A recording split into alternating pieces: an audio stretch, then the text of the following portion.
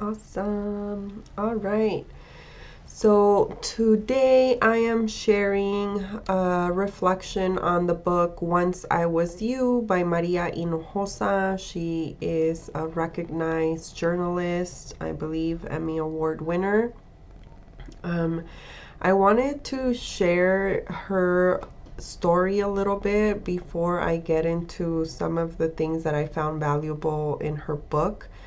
For one, she was born in Mexico, and her father was recognized doctor who got the opportunity to work in Chicago, and that is how her whole family was able to get a visa to come to the United States in the 60s.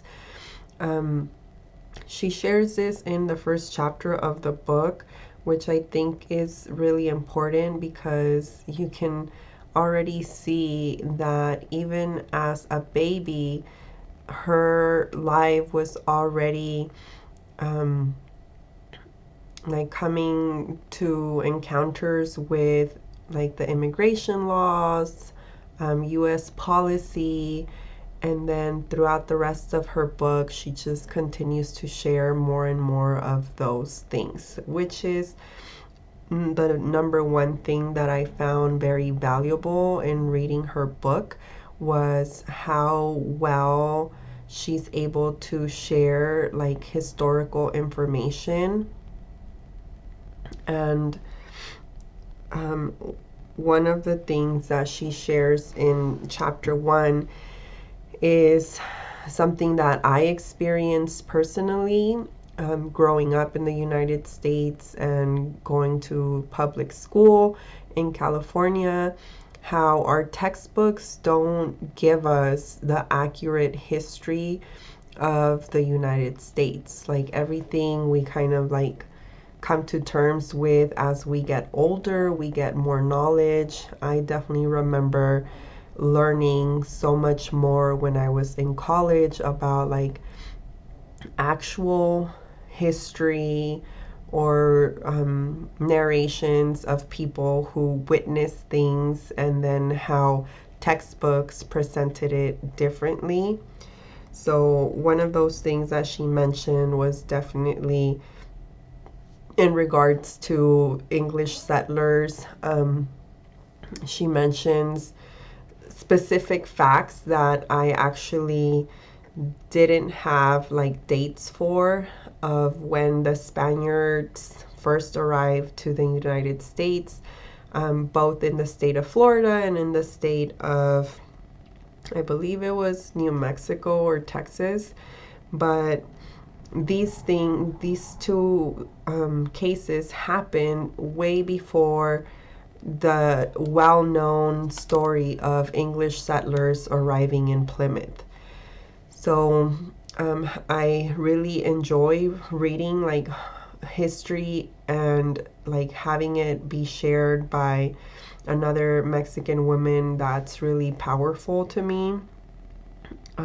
Some other historical facts that she shared, I was definitely aware of like the raids by ICE happening more like in 2000, late 2000, well, 2009 to maybe like up into 2015, 16, working in mental health.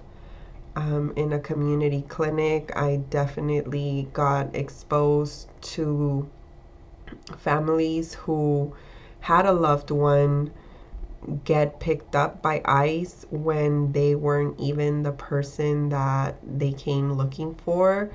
So hearing about the harsh reality of how all of that was happening, it was definitely triggering for me. And there was several parts of her book, sometimes like crying, sometimes taking deep breaths, sometimes pausing, coming back to it later. It's really hard. It's hard to hear about some of the things. And then one last historical piece that really like caught me off guard, but then again, I can say a little bit more about that, was the mention of the US concentration camps back in the 30s. I was aware of that. And especially like in the area where I grew up, I had looked into some information, and from what I recall, the LA County Fair grounds in those times used to be part of a concentration camp. I'll check my facts. If you know, like, you can go ahead and leave the link below. But I will definitely take a look at that. But that's something that I remember from when I was a teenager, still in high school. So she's mentioning this, and then she mentions how the Nazis, who have like the worst reputation ever, or at least in my perspective, like that's how I was taught, like to look at what happened in Germany as like the worst thing ever. She shares that they actually took a lot of their ideas for concentration camps from what the US was already doing here. And the thing that I wanted to share, again, from like a mental health perspective, I recall this earlier this year looking into the history of the Association for Marriage and Family Therapists, which of course wasn't called that in the very beginning, but it also dated to like the 30s and 40s. And the founder is also someone who was doing experiments just like the experiments that I've read about being done to the Jewish women. That was being done here in California in those times. So that is something that I've been meaning to make a video about. So if you're interested in that, let me know, so I could like feel a little pressure and do a video about that. But if you look up the history, you'll find his name, and then how the whole association like started changing, and then it focused more on like teaching families to be like more healthy. But that's not how it originated. They were trying to make like the best race, and they were doing things to other people who were non-white. So that all kind of like tied a lot of stuff for me, of just like how we have a very skewed view, and we don't realize sometimes all the pain and oppression that keeps getting passed, and that happens right here in the United States. And then the second thing that I wanted to mention, I really found valuable in her book, was her sharing of her own mental health journey, which she doesn't like describe exactly. It's not like she has chapters dedicated to it. It's just kind of like sporadic throughout her book. She does mention going to therapy, the value that she found, like some of the advice that she got from her therapist. And then at times throughout her book, she also uses the term PTSD, which stands for post-traumatic stress disorder.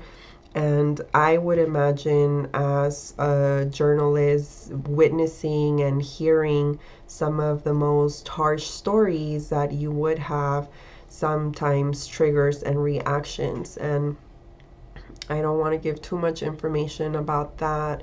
If you're interested in reading her book, you can find some links below, so that you can purchase it. But she connects it to an incident that happened earlier in her life, and then just kind of how it continues to show up throughout her adult life. So that's why I find it very valuable, because sometimes people have the idea that PTSD is just a one-time thing, but PTSD can be kind of lingering throughout a lifetime, and it shows itself sometimes during situations that like reignite things that were already there before. So that was something that I also found very valuable in her memoir. And then the last thing is just that bravery, and I'll use another word for it as well. In mental health, we like to use the term like vulnerable, and that doesn't mean weak. It doesn't mean that you're like passive or not someone who is strong. Being vulnerable means that you are completely okay with yourself and that you're able to share all of yourself with others. So that's why I said bravery, because most of us would talk about like courage and, you know, you're so brave, or like, how could you do that?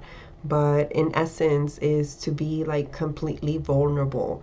My pain and my tragic events might help someone else if they get talked about, if they get shared. I don't know if that's her intention in her sharing her very personal accounts with being a survivor of sexual abuse, but I think that it's a act of bravery to like be able to share that openly. And I found it really, really valuable, especially because the age, I recall maybe like 15 or 16 or 17, because I know like later in the book she realizes it was 1 year younger than what she originally thought. But I think that it's important to have the conversations of how one wants to have their first sexual encounter, and at what age, and what would be like the ideal like setting for it. Because just like she shares openly, like there was a big part of her that didn't accept that what happened to her was SA, or even that it had any effect on her later on. It was literally an act that she just kind of tried to forget about. And then we see like how it did have those lingering effects that I was talking about, and she shares that in more detail. So I really appreciated that part, and I want to end today's video with mentioning that she did recently release a new edition of her book, or I don't know if it's considered like a whole new book. It has pretty much the same title, but it's targeted at a younger audience. So I haven't read it. I don't know what parts are being like revised or edited. I don't know if she's talking about the sexual abuse experience in that younger book, but it's definitely about empowering and finding your voice, and that is very, very important for our younger generations. So if you're like in your 20s or older, I definitely encourage reading the book, especially oh, there's another thing that was very important for me I hadn't written down, or it gets connected to her mental health journey. Not only is she mentioning the therapy and the PTSD, she also uses the word imposter syndrome. And then we can kind of follow along with her about how she felt maybe not good enough, or that she was going to get passed on or overlooked. So that's another important aspect of her book for any of the young people fresh out of college. to have this like belief in yourself and be able to know like your talents are going to grow over time. You know, we are asked to have experience before they hire us, but in reality, like experience is years and years in the making. So trust yourself, trust your ability to learn, trust your ability to like tackle challenges, apply for anything that you're interested in. I think that was one of the messages that she transmits. And definitely like to see how successful she has been in her career and doing what she's passionate about. So after reading her book, you know, crying, laughing, all the emotions that came up for me, I definitely will be following her more. And I mentioned in my TikTok video that her book is a book that I would want my daughters to read. So they're too little right now, but I will make sure there's a copy of her book in my home so that when they're at that age where they can read this type of book, then they'll definitely have access to it. We need more women of color to share their personal stories living here in the United States, and especially women who know their history. So I hope you've enjoyed this video. Make sure you follow and stick around for other videos. I make videos related to mental health, especially trauma, movie reflections from a trauma lens, and then my book reflections. These are all books that I've been reading and I found value in, so that's why I want to share them with others as well. All right, till the next one.